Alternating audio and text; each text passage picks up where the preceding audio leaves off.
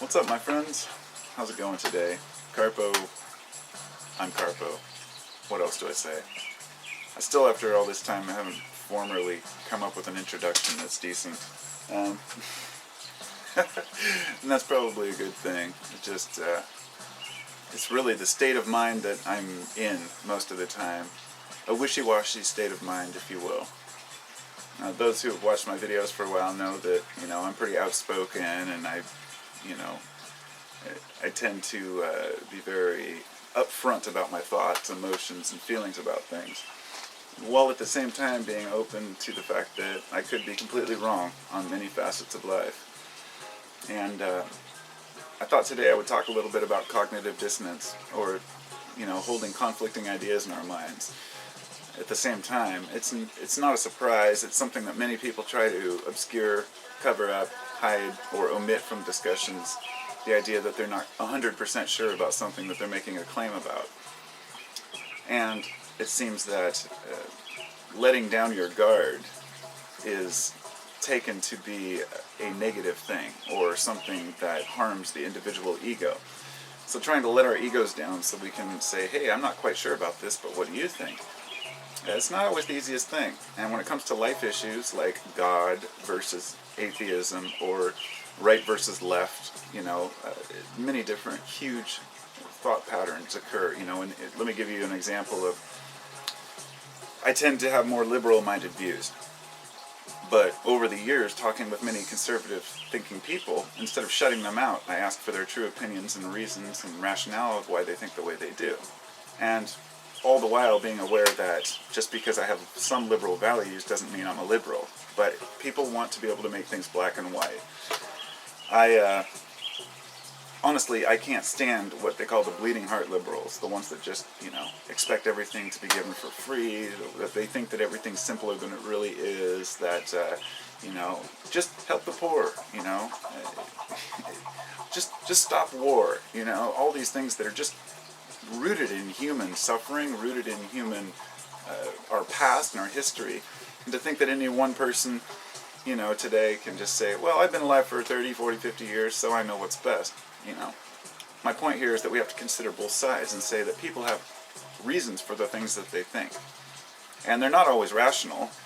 In fact, fear is one of those driving factors that keeps people from really admitting how they feel. Fear of ridicule, fear of insult, fear of being wrong. And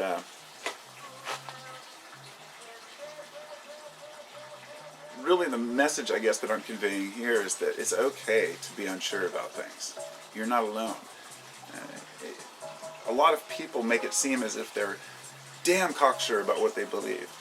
It could be, some of the New Age people who say, yeah, this is just how it is. Or some religious people who say this is how it is. Or atheists say this is just how it is.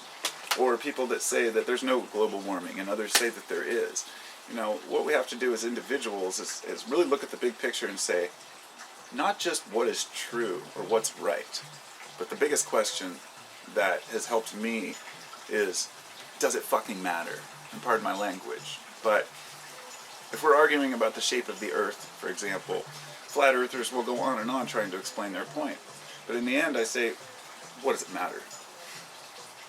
Does it really matter that I know or spend time learning this thing? And for some people it may be, depending on what you find important in life and the paths that you seek in your life. But there's a lot of trying to push our baggage onto other people.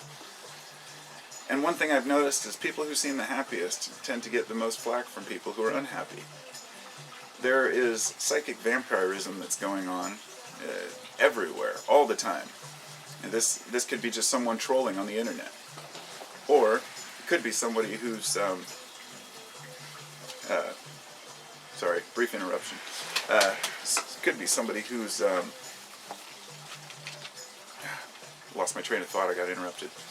Every time I go to make a video, somebody walks outside and fucks it up.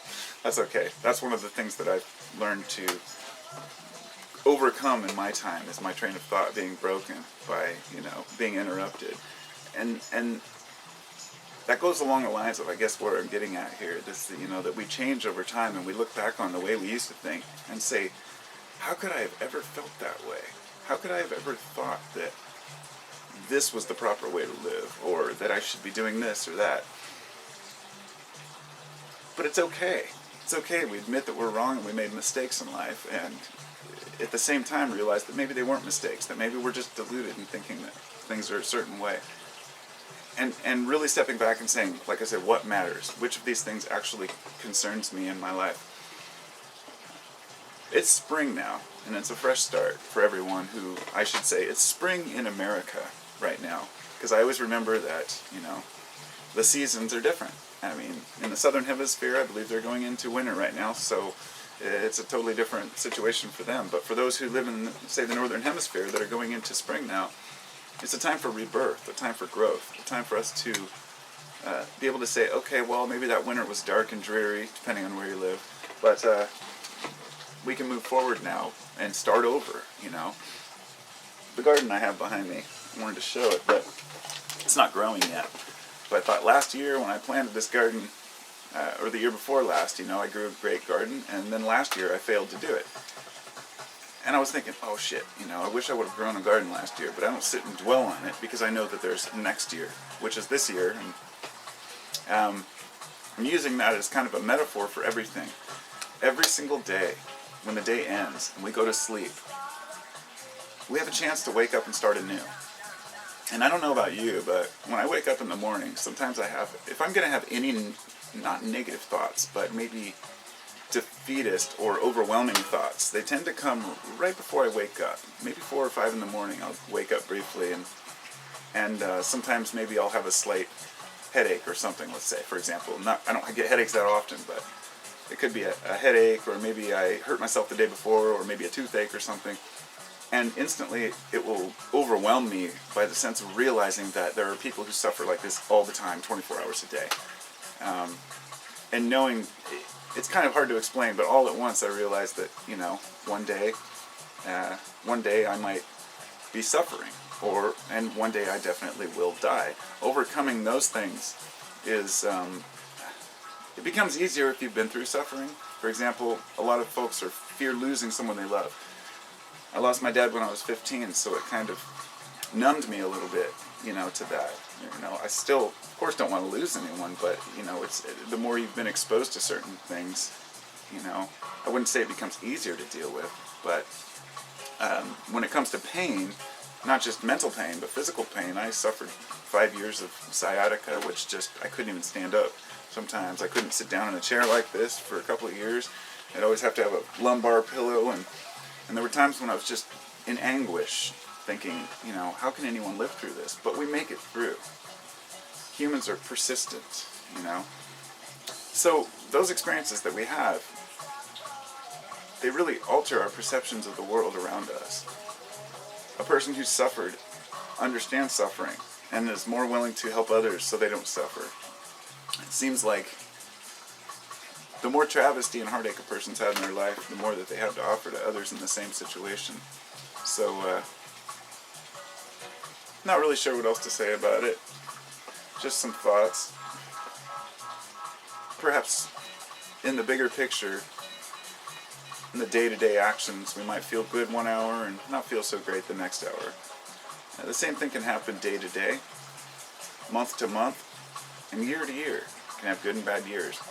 So everything on a larger perspective, is carried on into this, I don't know. I won't get into the, oh my God, that's hilarious. Okay, there's a bee trying to make a nest inside here. What are you doing in there, bro? You can't sleep there, dude. That's just not cool. Not cool at all.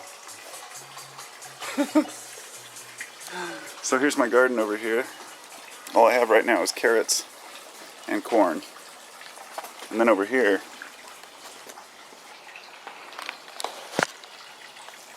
we've got a lot of seeds. These are the ones that somebody sent me a couple years ago. I'm trying to remember, I think Teresa sent me these, if I'm not mistaken.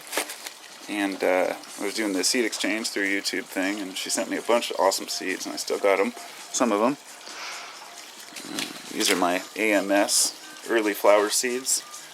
and then several different types of herbs and whatnot from Burgerville that you get with the kids' meals. So, that's my ramble for the day, and I'll talk to y'all later.